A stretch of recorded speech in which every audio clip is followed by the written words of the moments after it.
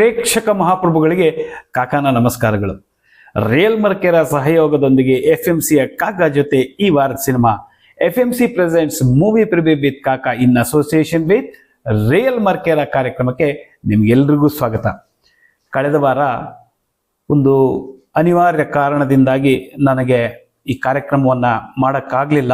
ನಮ್ಮ ಅತ್ತೆಯವರು ಸಾವಾಗಿತ್ತು, ಹೀಗಾಗಿ ಊರಿಗೆ ಹೋಗಬೇಕಾಗಿತ್ತು. ಆದರೂ ಕೂಡ FMC ವತಿಯಿಂದ ಪಾವನಾ ಅವರು ಈ ಕಾರ್ಯಕ್ರಮವನ್ನು ನಿಲ್ಲಿಸದೆ ನಿಮಗೆ ಹೊಸ ಸಿನಿಮಾಗಳ ತೆರೆ ಕಾಣುವ ಮಾಹಿತಿಯನ್ನು ನೀಡಿದ್ದಾರೆ. ಅವರಿಗೆ ನಾನು ಅನಂತ ಧನ್ಯವಾದಗಳನ್ನು ಅರ್ಪಿಸ್ತಾ ಇದ್ದೀನಿ. ಈಗ ಈ ವಾರ ಯಾವ್ಯಾವ ಸಿನಿಮಾ ತೆರೆ ಕಾಣುತ್ತೆ ಅನ್ನೋದ್ರ ಬಗ್ಗೆ ಒಂದು ಮಾಹಿತಿಯನ್ನು ನೀಡೋದಕ್ಕೆ ನಿಮ್ಮ ಮುಂದೆ ಬಂದಿದ್ದೀನಿ. ನೋಡಿ, ಈ ವಾರ ಒಂದು ಕ್ರೂಷಿಯಲ್ ಅಂತ ಹೇಳ್ಬೋದು. ಕಳೆದ ವಾರ ಡೆವಿಲ್ ಅನ್ನುವಂತಹ ಒಂದು ಸಿನಿಮಾ ಚಾಲೆಂಜಿಂಗ್ ಸ್ಟಾರ್ ದರ್ಶನ್ ಅವರದ್ದು ತುಂಬ ಚೆನ್ನಾಗಿ ಓಡ್ತಾ ಇದೆ. ಇದೆಲ್ಲ ದೊಡ್ಡ ದೊಡ್ಡ ಸ್ಟಾರ್ಗಳ ಸಿನಿಮಾಗಳು.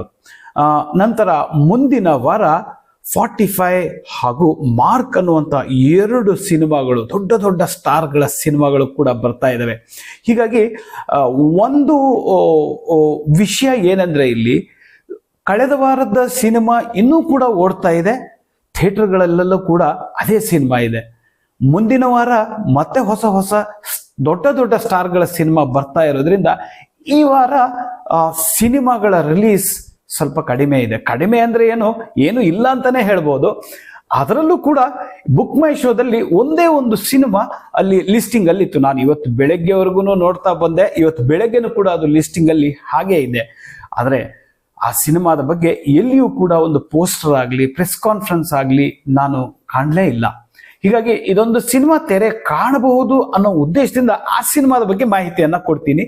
ಇದೊಂದು ಒಳ್ಳೆಯ ವಿಷಯ. ಯಾಕೆ ಅಂತ ಹೇಳಿದ್ರೆ, ಈ ದೊಡ್ಡ ದೊಡ್ಡ ಸ್ಟಾರ್ಗಳ ಸಿನಿಮಾಗಳು ಬಂದಾಗ, ಥಿಯೇಟರ್ ಸಿಗದೆ ಇದ್ದಾಗ ಸಿನಿಮಾ ತಯಾರಕರಿಗೆ ಲಾಸ್ ಆಗೋದು ಖಂಡಿತ. ಅದನ್ನ ಮನದಲ್ಲಿ ಇಟ್ಕೊಂಡು ಒಂದೆರಡು ವಾರ ಮುಂದಕ್ಕೆ ಹಾಕಿ ಆ ಸಿನಿಮಾಗಳನ್ನ ಅಡ್ಜಸ್ಟ್ ಮಾಡಿಕೊಂಡು ಸಿನಿಮಾಗಳನ್ನ ರಿಲೀಸ್ ಮಾಡೋದು ಇವತ್ತಲ್ಲ, ಯಾವತ್ತಿಂದನೋ ಬಂದಿರುವಂತ ಒಂದು ಪದ್ಧತಿ. ಹೀಗಾಗಿ ನಾವು ಅದಕ್ಕೆ ಒಗ್ಗಲೇಬೇಕಾಗಿದೆ. ಡಿಸೆಂಬರ್ ವರ್ಷದ ಕೊನೆಯ ದಿನ, ಕೊನೆಯ ಕ್ಷಣಗಳು, ಕೊನೆಯ ದಿನಗಳು, ಇವೆಲ್ಲದರಲ್ಲಿ ರಜೆಗಳು. ಈ ಎಲ್ಲ ರಜೆಗಳಲ್ಲಿ ದೊಡ್ಡ ದೊಡ್ಡ ಸ್ಟಾರ್ಗಳ ಕನ್ನಡ ಸಿನಿಮಾಗಳು ತೆರೆ ಕಾಣ್ತಾ ಇದ್ದಾವೆ. ನೀವು ಕೂಡ ರಜೆನಲ್ಲಿ ಕನ್ನಡ ಸಿನಿಮಾಗಳನ್ನ ಸಿನಿಮಾ ಮಂದಿರಕ್ಕೆ ಹೋಗಿ ನೋಡಿ ಎಂಜಾಯ್ ಮಾಡಿ ಬನ್ನಿ. ಈ ವಾರ ಯಾವ್ಯಾವ ಸಿನಿಮಾಗಳು ತೆರೆ ಕಾಣ್ತಾ ಇದ್ದಾವೆ ಅಂತ ನೋಡೋದಾದ್ರೆ, ಕನ್ನಡದಲ್ಲಿ ನಾನು ಹೇಳಿದಾಗೆ ಒಂದೇ ಒಂದು ಸಿನಿಮಾ ಲಿಸ್ಟಿಂಗ್ ಅಲ್ಲಿದೆ ಅನ್ನೋ ಉದ್ದೇಶದಿಂದ ನಾನು ಹೇಳ್ತಾ ಇದ್ದೀನಿ. ಅದರ ಪೋಸ್ಟರ್ ಕೂಡ ಎಲ್ಲೂ ಸಿಕ್ಕಿಲ್ಲ ನಮಗೆ. ಸಿನಿಮಾದ ಹೆಸರು ಸೂರ್ಯ ದಿ ಪವರ್ ಆಫ್ ಲವ್ ಅನ್ನುವಂಥ ಒಂದು ಆಕ್ಷನ್ ಸಿನಿಮಾ. 30 ವರ್ಷಗಳ ಹಿಂದೆ ಬೆಂಗಳೂರಲ್ಲಿ ವಾಸ ಮಾಡ್ತಾ ಇದ್ದಂತ ಜಮೀನ್ದಾರ ಕುಟುಂಬ ಕ್ರೌರ್ಯದ ಕಥೆ ಇದು. ಬೆಂಗಳೂರು IT ಬಯೋಟೆಕ್ ಕಂಪನಿಗಳು ನಗರ ಪ್ರವೇಶ ಮಾಡ್ತಾ ಇದ್ದಂತ ಕಾಲ. ಪರಿಸರವು ರಿಯಲ್ ಎಸ್ಟೇಟ್ ವಿವಾದಗಳು, ಗುಂಪು ಹಿಂಸಾಚಾರ ಮತ್ತು ಪ್ರಣಯ ತೊಡಕುಗಳಿಂದ ತುಂಬಿದ್ದಾಗ ಎಳೆಯ ಪ್ರೇಮಿಗಳು ಅವೆಲ್ಲವನ್ನು ಎದುರಿಸಿ ತಮ್ಮ ಪ್ರೀತಿಯನ್ನ ಉಳಿಸಿಕೊಳ್ಳುವುದರತ್ತ ಹೆಣೆದಂತಹ ಒಂದು ಕಥೆ.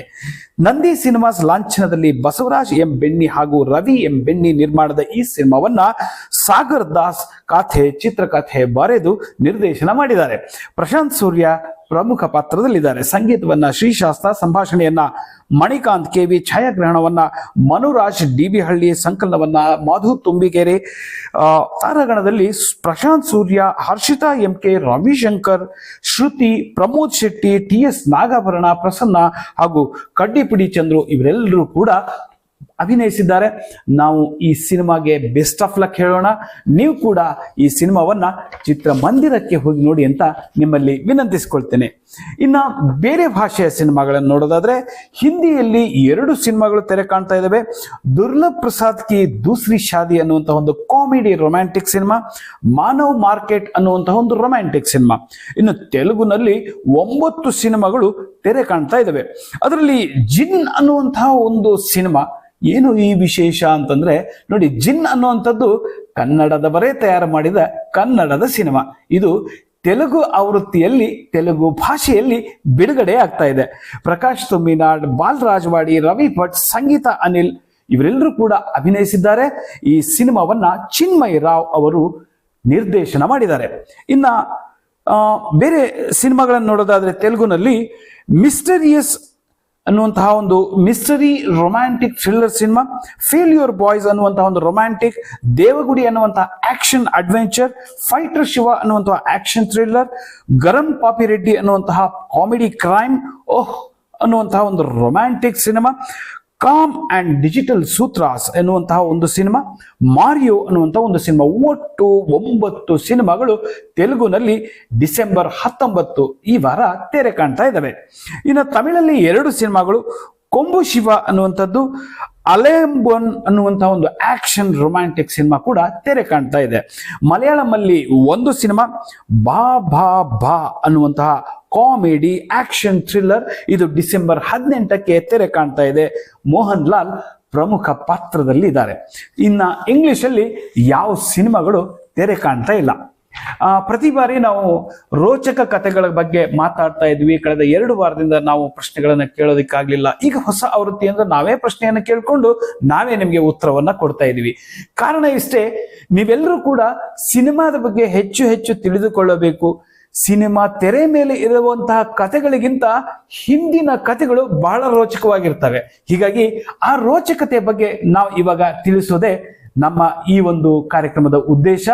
ಈ ಮುಖ್ಯವಾದ ಉದ್ದೇಶ ನಿಮ್ಮನ್ನ ಸಿನಿಮಾ ಮಂದಿರಕ್ಕೆ ಕರೆತರೋದು.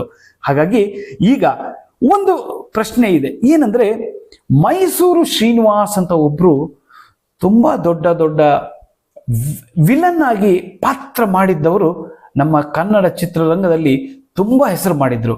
ಅವರ ಮೂಲ ಹೆಸರು ಮೈಸೂರು ಶ್ರೀನಿವಾಸ್ ಅಂತ ಇದ್ರು ಕೂಡ ನಮ್ಗೆಲ್ರಿಗೂ ಅವರು ಚಿರಪರಿಚಿತರಾಗಿದ್ದು ತೂಗುದೀಪ್ ಶ್ರೀನಿವಾಸ್ ಅಂತ. ಅವ್ರ ಬಗ್ಗೆ ಕಥೆಯನ್ನ ನೋಡೋಣಲ್ವಾ? ನೋಡಿ, ತೂಗುದೀಪ್ ಶ್ರೀನಿವಾಸ್ ಖಳನಟ, ಜನಪ್ರಿಯ ಖಳನಟ. ಎಲ್ಲ ಸಿನಿಮಾಗಳಲ್ಲಿಯೂ ಕೂಡ ಅವರ ಒಂದು ದಾರ್ಷ್ಟ್ಯ ಎಲ್ಲವನ್ನ ನಾವು ನೋಡಿದ್ದೇವೆ. ಹಾಗಾದ್ರೆ ಅವರ ಜೀವನ ಕಥೆ ಹೇಗಿತ್ತು? ಇದನ್ನು ನಾವು ಯಾಕೆ ತಿಳ್ಕೋಬೇಕು ಅಂದ್ರೆ, ಚಿತ್ರಮಂದಿರದಲ್ಲಿರುವವರು ಸಿನಿಮಾ ನೋಡುವಾಗ ತೆರೆಯ ಮೇಲೆ ಕಥೆಗಳನ್ನ ನೋಡಿ ವಾವ್ ವಾವ್ ಅಂತ ಹೇಳಿರ್ತಾರೆ. ತೆರೆಯ ಹಿಂದೆ ಅವರು ಪಟ್ಟ ಕಷ್ಟಗಳನ್ನ ನೋಡಿದಾಗ ನಮಗೆ ದುಃಖವಾಗುತ್ತೆ. ಹೇಗೆ ಅವರು ಮುಂದೆ ಬಂದ್ರು ಅನ್ನುವ ಒಂದು ಅವರ ಜೀವನ ಕಥೆ ನಮಗೂ ಕೂಡ ಮಾರ್ಗದರ್ಶನ ಆಗ್ಬೋದು.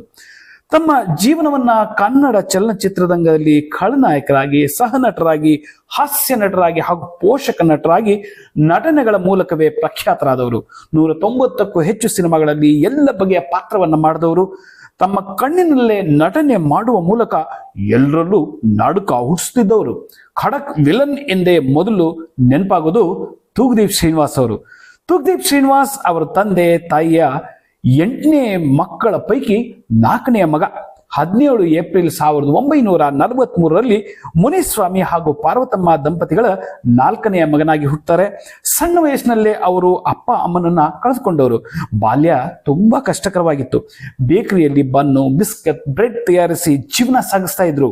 ಬಾಲ್ಯದ ದಿನಗಳಲ್ಲೇ ಇವರಿಗೆ ಸಿನಿಮಾ, ಚಿತ್ರರಂಗದ ಮೇಲೆ ತುಂಬಾ ಆಸಕ್ತಿ ಇತ್ತು. ಶಾಲಾ ಕಾಲೇಜಿನಲ್ಲೂ ಕೂಡ ಅವರು ನಟನೆಯನ್ನ ಮಾಡ್ತಾ ಇದ್ರು. ನಟನೆಗಾಗಿ ಅವರು ಮೈಸೂರು ಸೈಂಟ್ ಫಿಲೋಮಿನಾ ಕಾಲೇಜಿನಲ್ಲಿ ಓದ್ತಾ ಇದ್ದಂತ BSc ಅರ್ಧಕ್ಕೆ ನಿಲ್ಲಿಸಿದವರು. ಮುಂದೆ ಖ್ಯಾತ ನಿರ್ಮಾಪಕ MP ಶಂಕರ್ ಅವರ ತಂಡವನ್ನ ಸೇರ್ತಾರೆ. MP ಶಂಕರ್ ಅವರ ಕ್ಯಾಂಪ್ನ ಸಿನಿಮಾಗಳಲ್ಲಿ ಖಾಯಂ ನಟರಾದ್ರು. ಹೆಚ್ಚಾಗಿ ವಿಲನ್ ರೋಲ್ ಮಾಡ್ತಾ ಬಂದ್ರು. ಇವರ ಹೆಸರಿಗೆ ತೂಗುದೀಪ್ ಅನ್ನುವಂತ ಹೆಸರು ಬಂದಿರೋದೇ ಒಂದು ರೋಚಕ ಕಥೆ. ಅವರ ಜರ್ನಿಯಲ್ಲಿ ಹಲವಾರು ಪ್ರಮುಖ ಚಿತ್ರಗಳು ಇದ್ರೂ ಒಂದು ಸಿನಿಮಾ ಇವರ ಹೆಸರಿನೊಂದಿಗೆ ಸೇರ್ಕೊಂಡಿದೆ. ಒಂದು ರೀತಿ ಫ್ಯಾಮಿಲಿ ನೇಮ್ ಆಗೋಗ್ಬಿಟ್ಟಿದೆ. ಆ ಚಿತ್ರದ ಹೆಸರೇ ತೂಗುದೀಪ. ಇದೇ ಸಿನಿಮಾದಿಂದ ಅವರು ಸ್ಯಾಂಡಲ್ವುಡ್ ಅನ್ನ ಪ್ರವೇಶ ಮಾಡ್ತಾರೆ. KSL ಸ್ವಾಮಿ ನಿರ್ದೇಶನದ ತೂಗುದೀಪ ಚಿತ್ರದ ಮೂಲಕ ಶ್ರೀನಿವಾಸ್ ಎಂಟ್ರಿ ಕೊಟ್ಟರು. ಈ ಚಿತ್ರದಲ್ಲಿ ವರನಟ ಡಾಕ್ಟರ್ ರಾಜ್ಕುಮಾರ್ ಮತ್ತು ಲೀಲಾವತಿ ಅಭಿನಯಿಸಿದ್ರು. ಈ ಚಿತ್ರದಲ್ಲಿ 3 ಶ್ರೀನಿವಾಸ್ ಇದ್ರು. ಟೈಟಲ್ ಕಾರ್ಡ್ ಅಲ್ಲಿ ಐಡೆಂಟಿಟಿ ಕ್ರೈಸಿಸ್ ಶುರು ಆಯಿತು. ಯಾವ ಶ್ರೀನಿವಾಸ್ ಏನ್ ಕೆಲಸ ಮಾಡಿದ್ರು ಅಂತ ಗೊತ್ತಾಗದಂತಾಯ್ತು. ಆಗ ಶ್ರೀನಿವಾಸ್ ಅವರೇ ತಮ್ಮ ಹೆಸರಿನ ಹಿಂದೆ ಈ ಸಿನಿಮಾದ ಹೆಸರನ್ನ ಇಟ್ಕೊಂಡು ಟೈಟಲ್ ಕಾರ್ಡ್ ಅಲ್ಲಿ ಹಾಕೋ ತರ ಹೇಳಿದ್ರು. ಅಂದಿನಿಂದ ಮೈಸೂರು ಶ್ರೀನಿವಾಸ್ ಅವರು ತೂಗುದೀಪ್ ಶ್ರೀನಿವಾಸ್ ಆಗಿ ನಮ್ಮೆಲ್ಲರಿಗೂ ಪರಿಚಿತರಾದ್ರು. ಆನಂತರ ಒಂದರ ಮೇಲೊಂದರಂತೆ ಚಲನಚಿತ್ರಗಳು ತೂಗುದೀಪ್ ಶ್ರೀನಿವಾಸ್ ಅವರಿಗೆ ಯಶಸ್ಸನ್ನ ತಂದುಕೊಟ್ಟವು.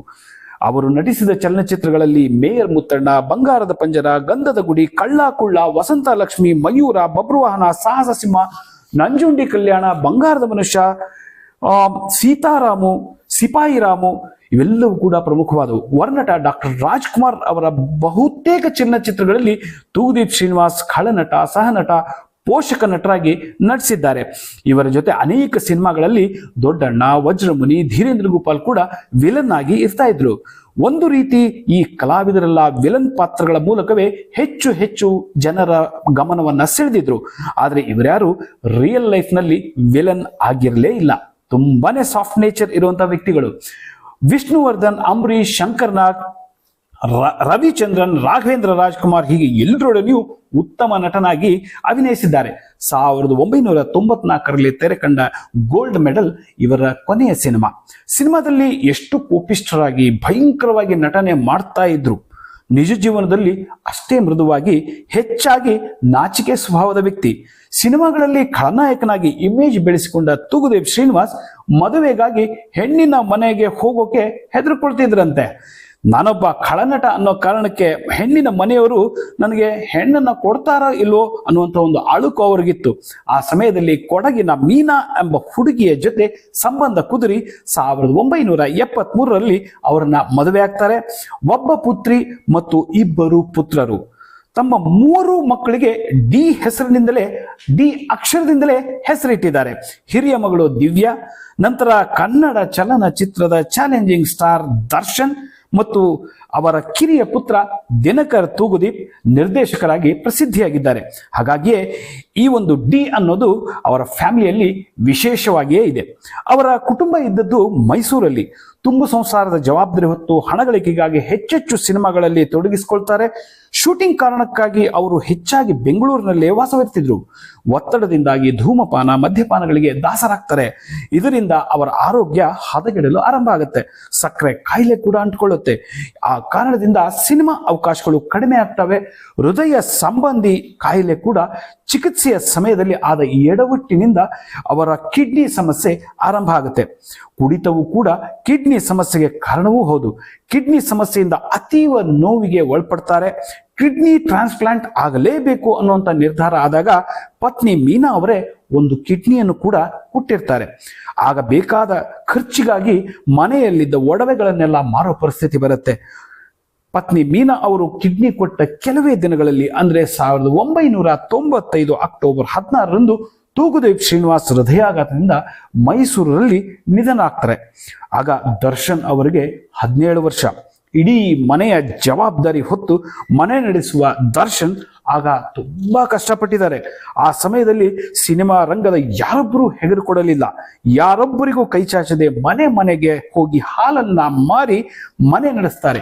ಏಕಾಂಗಿಯಾಗಿ ಸಿನಿರಂಗದಲ್ಲಿ ಹಲವಾರು ಸ್ತರಗಳಲ್ಲಿ ಕೆಲಸ ಮಾಡಿದ ಕುಟುಂಬವನ್ನ ಆರ್ಥಿಕ ಸಂಕಷ್ಟದಿಂದ ಮೇಲೆತ್ತಿದ್ರು ಇಂದು ಸ್ವಯಂಕೃತ ಅಪರಾಧಗಳಿಗಾಗಿ ಸರಳುಗಳ ಹಿಂದಿದ್ದಾರೆ. ಇದೊಂದೇ ರೀತಿನೇ ದರ್ಶನ್ ಮುಂಬರುವ ಡೆವಿಲ್ ಚಿತ್ರದಲ್ಲಿ, ಅಂದ್ರೆ ಈಗಾಗಲೇ ರಿಲೀಸ್ ಆಗಿದೆ, ಅದರಲ್ಲಿ ತಂದೆ ರೀತಿನೇ ಒಂದು ರೋಲ್ ಅನ್ನ ಮಾಡಿದ್ದಾರೆ. ಈ ಚಿತ್ರದ ಫಸ್ಟ್ ಲುಕ್ ಟೀಸರ್ ಹೊರಬಂದಾಗ ದರ್ಶನ್ ನನ್ನ ಈ ಡೆವಿಲ್ ಲುಕ್ ನೋಡಲು ನನ್ನ ತಂದೆ ಇರಬೇಕಾಗಿತ್ತು ಅಂತಲೂ ಕೂಡ ಹೇಳಿದ್ದಾರೆ. ಹೇಗೆ ಇರಬಹುದು? ವೈಯಕ್ತಿಕ ಜೀವನ ನಮ್ಮ ಇವತ್ತಿನ ನಟರುಗಳಿಗೆ ನಮ್ಮ ಈ ಅಭಿಮಾನಿಗಳಿರಬಹುದು ಅಥವಾ ಸಾಮಾಜಿಕ ಜೀವನದಲ್ಲಿ ಬಹಳಷ್ಟು ಮಹತ್ವವನ್ನು ಕೊಡ್ತಾರೆ. ಒಂದು ವಿಷಯವನ್ನು ನಾವು ಇಲ್ಲಿ ಬೈಫರ್ಕೇಟ್ ಮಾಡಬೇಕು ಅಂದ್ರೆ, ಒಂದು ಸಿನಿಮಾದಲ್ಲಿಯ ನಟನೆ, ಇನ್ನೊಂದು ವೈಯಕ್ತಿಕ ಜೀವನ. ಒಂದು ಎತ್ತರದ ಸ್ಥಳದಲ್ಲಿ ಯಾರಾದರೂ ಇದ್ದಾಗ ಅವರನ್ನ ಅನುಕರಣೆ ಮಾಡುವ ಅಭಿಮಾನಿಗಳು ತುಂಬಾ ಹೆಚ್ಚಾಗಿರ್ತಾರೆ. ಹೀಗಾಗಿ ನಾವು ರಾಜ್ಕುಮಾರ್ ಅವರನ್ನ ನೋಡಿದಾಗ ಡಾಕ್ಟರ್ ರಾಜ್ಕುಮಾರ್ ಅವರ ಅನುಕರಣೆಯನ್ನ ಮಾಡಿ ಎಷ್ಟೋ ಜನ ಈ ಬಂಗಾರದ ಮನುಷ್ಯ ಸಿನಿಮಾ ಬಂದಾಗಲೂ ಕೂಡ ಅವರು ಮಾಡಿದ ಆ ಒಂದು ಉದ್ಯಮಿ ಇರ್ಬೋದು ಅಥವಾ ಒಂದು ರೈತರ ಒಂದು ಕೆಲಸವನ್ನ ಇಟ್ಕೊಂಡು ಎಷ್ಟೋ ಜನಗಳು ತಮಗೆ ಕಷ್ಟಪಟ್ಟರು ಕೂಡ, ಭೂಮಿ ಸರಿ ಇಲ್ಲದೆ ಇದ್ರೂ ಕೂಡ ಬೆಳೆಯನ್ನ ಬೆಳೆದಿದ್ದಾರೆ. ಹೀಗಾಗಿ ಅನುಕರಣೆ ಮಾಡುವ ನಮ್ಮ ಈ ಒಂದು ಸಂಸ್ಕೃತಿಯಲ್ಲಿ ದರ್ಶನ್ ಕೂಡ ಒಂದು ಅನುಕರಣೀಯ ವ್ಯಕ್ತಿ ಆಗಬೇಕಾಗಿತ್ತು. ಒಂದು ಚಿತ್ರರಂಗದಲ್ಲಿ ಅವರ ನಟನೆಯ ಬಗ್ಗೆ ನಾವು ಮಾತಾಡೋದೇ ಬೇಡ. ನೀವು ಡೆವಿಲ್ ಸಿನಿಮಾ ನೋಡಿದಾಗ ನಟನೆಯ ಬಗ್ಗೆ ಹಾಗೂ ಆ ಸಿನಿಮಾ ಮಾಡಿದ ಬಗ್ಗೆ ನಿಮ್ಗೆಲ್ರಿಗೂ ಕೂಡ ಒಂದು ಅಬ್ಬಬ್ಬಾ ಎಷ್ಟು ಚೆನ್ನಾಗಿದೆ ಅನ್ನುವಂಥ ಒಂದು ಮಾತು ಹೊರಡುತ್ತೆ. ಆದರೆ ವೈಯಕ್ತಿಕ ಜೀವನವನ್ನ ನೋಡಿದಾಗ ಅಲ್ಲಿ ಒಂದು ಸ್ವಲ್ಪ ಎಡವಿದ್ದಾರೆ ಅಂತ ಅನ್ಸುತ್ತೆ. ಇದೆಲ್ಲವನ್ನು ಅವರು ಸರಿಪಡಿಸಿಕೊಳ್ಳಿ. ಈಗ ಸದ್ಯಕ್ಕೆ ಅದು ಕೋರ್ಟ್ನಲ್ಲಿ ಇರೋದ್ರಿಂದ ಆ ವಿಷಯದ ಬಗ್ಗೆ ನಾವು ಹೆಚ್ಚು ಮಾತನಾಡೋದು ಬೇಡ.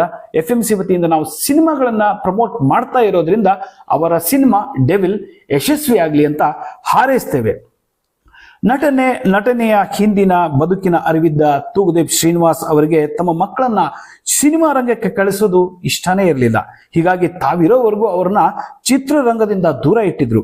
ಸಿನಿಮಾ ರಂಗದಲ್ಲಿ ಗೆಲ್ಲೋದು ಅಷ್ಟೊಂದು ಸುಲಭ ಅಲ್ಲ, ಅಷ್ಟೊಂದು ಕಷ್ಟ, ನನ್ನ ಮಕ್ಕಳಿಗೆ ಬೇಡ ಅನ್ನೋದು ಅವರ ಅಭಿಪ್ರಾಯ ಆಗಿತ್ತು. ನಟನೆಗೆ ತನ್ನ ಜೀವನವನ್ನೇ ಮುಡಿಪಾಗಿಟ್ಟಿದ್ದ ತೂಗುದೀಪ್ ಶ್ರೀನಿವಾಸ್ ಅವರಿಗೆ ಯಾವ ಪ್ರಶಸ್ತಿಯೂ ಬಂದಿಲ್ಲ ಅನ್ನೋದು ಖೇದದ ವಿಷಯ. ಅದೇನೇ ಇರಲಿ, ತೂಗುದೀಪ್ ಶ್ರೀನಿವಾಸ್ ಕನ್ನಡದ ಸಿನಿ ಪ್ರೇಮಿಗಳ ಮನಸ್ಸಿನಲ್ಲಿ ನಂದಾದೀಪದಂತೆ ನೆನಪಲ್ಲಿದ್ದಾರೆ. ಅವರ ಪಾತ್ರಗಳನ್ನು ಅವರಿಲ್ಲದೆ ಕಲ್ಪಿಸಿಕೊಂಡಾಗ ಅವರ ಧೀಮಂತ ನಟನೆ ಕಣ್ಣೆದುರಿಗೆ ಬರುತ್ತೆ. ಅದಲ್ವೇ ಒಂದು ಸಾರ್ಥಕ ಜೀವನ. ಇದಾಗಿತ್ತು ಇವತ್ತಿನ ರೋಚಕ ಕತೆ. ಮುಂದಿನ ವಾರ ತುಂಬಾ ದೊಡ್ಡ ಸಿನಿಮಾಗಳು ಬರ್ತಾ ಇದ್ವೆ, ದೊಡ್ಡ ಸ್ಟಾರ್ಗಳ ಸಿನಿಮಾಗಳು ಬರ್ತಾ ಇದ್ವೆ. ಅದರ ಜೊತೆಗೆ ವರ್ಷದ ಕೊನೆಯ ರಜೆ ಕೂಡ ಇದೆ. ನೀವೆಲ್ಲರೂ ಕೂಡ ಸಿನಿಮಾವನ್ನ ಚಿತ್ರಮಂದಿರಕ್ಕೆ ಹೋಗಿ ನೋಡಿ. ಯಾವ ಸಿನಿಮಾಗಳು ತೆರೆ ಕಾಣ್ತಾ ಇದ್ದಾವೆ, ಏನು ವಿಶೇಷ ಅನ್ನೋ ವಿಷಯವನ್ನ ತಗೊಂಡು ನಿಮ್ಮ ಮುಂದೆ ಮುಂದಿನ ವಾರ ಮತ್ತೆ ಬರ್ತೀನಿ. ಅಲ್ಲಿವರೆಗೆ ನಮಸ್ಕಾರ.